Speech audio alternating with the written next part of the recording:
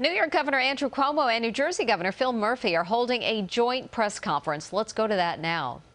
These have been the longest 342 days of my life.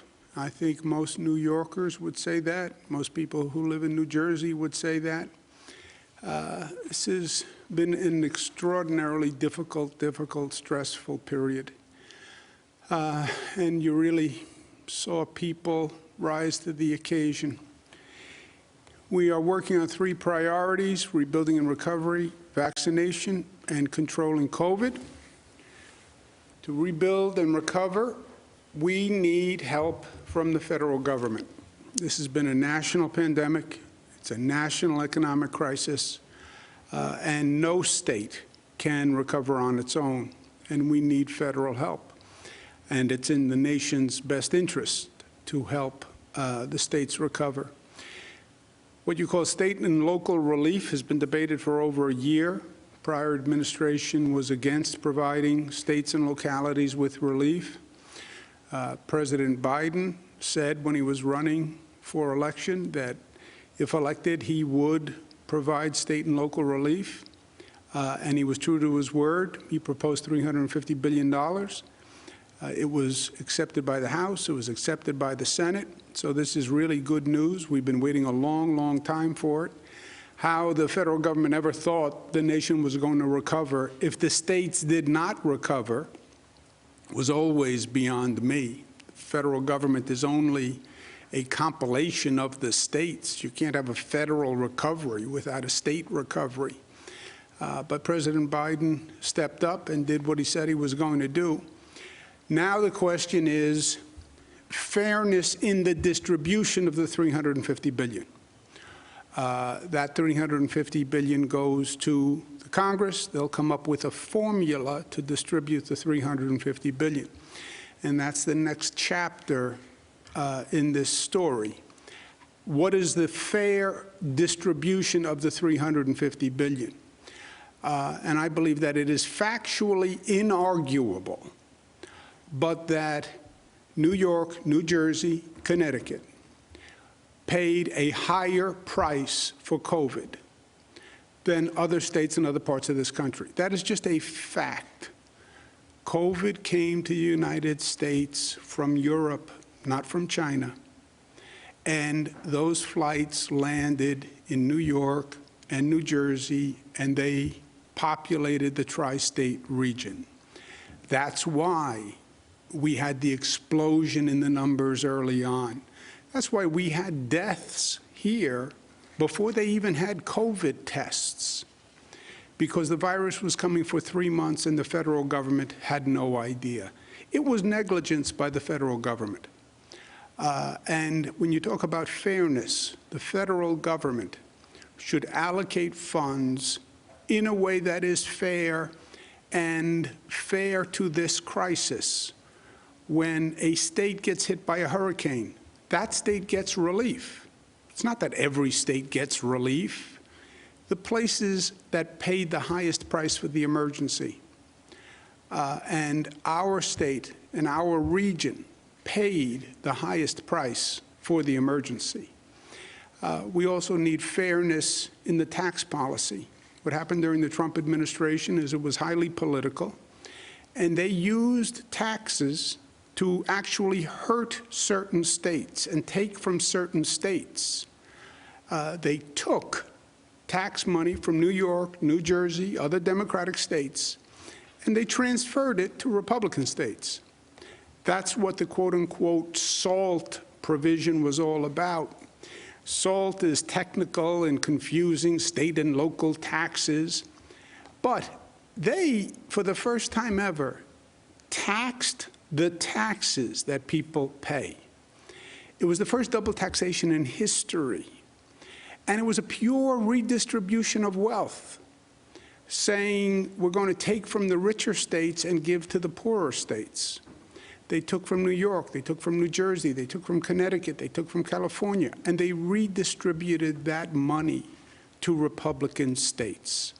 We still have an open litigation on it. So we say to the Congress now, be fair, repair the damage that was done with a hyper-political administration that preceded President Biden, and be fair in the distribution of the COVID relief funds. And fair is to distribute the COVID relief funds proportionate to the damage of COVID. That's the next step.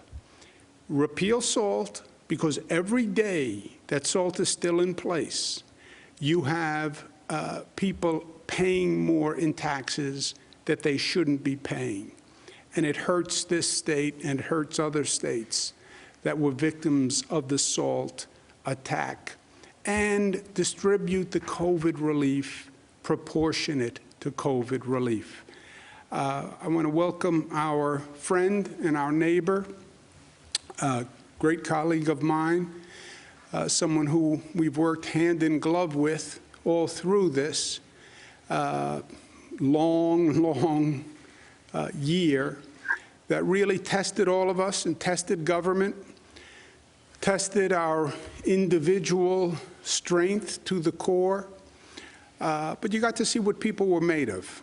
And I got to be in the trenches with Governor Murphy. And I can tell you that this is the kind of person you want to be in the foxhole with. He's been a great neighbor, a great friend, and an extraordinary public servant. And I'm pleased to be with him today. Governor Murphy, good to see your face. Good to see you, Governor Cuomo. Thank you very much for having me on today. And same right back to you, period, full stop. Not just for these 342 days, that takes my breath away, but for the past 3 years since I've had the honor of serving as governor of New Jersey, we could not have had as a state a better partner across the Hudson than you and your team representing the Empire State. Everything from tax fairness to battling the virus. People say, gosh, we don't see you guys as visibly with each other as we did in the spring and early summer. That may be true, but I want to echo what you've said. The partnership with you personally, with your team, continues as strong as it has ever been, and it has been invaluable. And that partnership has saved lives without question on both sides of the Hudson. I want to just echo very briefly 2 points that you raised, Andrew. Number one, the state and local aid. We desperately need it, and I won't repeat your great comments in terms of not just the need, which is inarguable, but also the way that the need should be apportioned. We were clobbered with you in Connecticut, and Ned Lamont's done a great job there, and the Metro New York region, and that must be taken into account. Not only getting the state and local over the goal line, which I know President Biden is committed to. Spoke with Speaker Pelosi earlier in the week. The great news is the leadership in Congress gets this, but also the way that it is apportioned. And then secondly, repealing the cap on the state and local tax deduction, which was done, as you suggest, not for any practical purpose, but completely based on politics. And New York and New Jersey were already disproportionately giving more to Washington than we get back from Washington to begin with. Now, listen, we're happy to do that if it's a fair deal.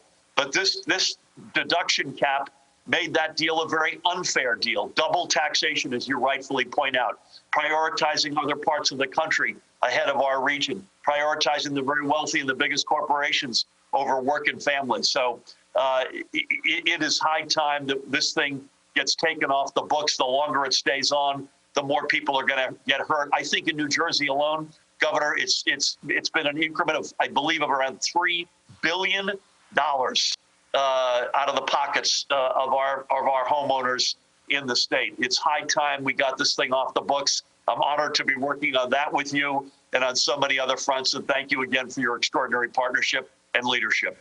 Well, Governor, it's been my pleasure, and it really has been.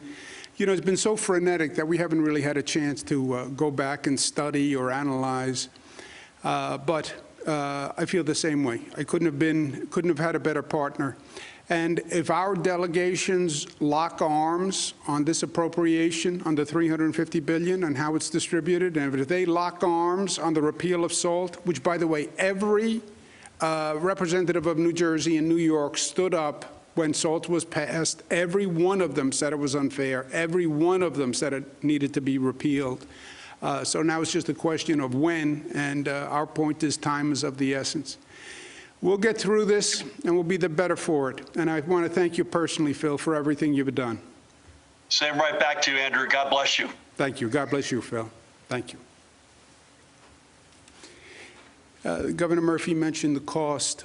Our cost per year of just SALT is over $12 billion. Our cost per day is $34 million. Every day that SALT is not repealed is another $34 million that is taken from the taxpayers of this state. Think about that. And that's why time is of the essence. $34 million a day New Yorkers are spending. And that's why I focused the way I focused, and that's why we're going to continue to keep the pressure on until SALT is repealed.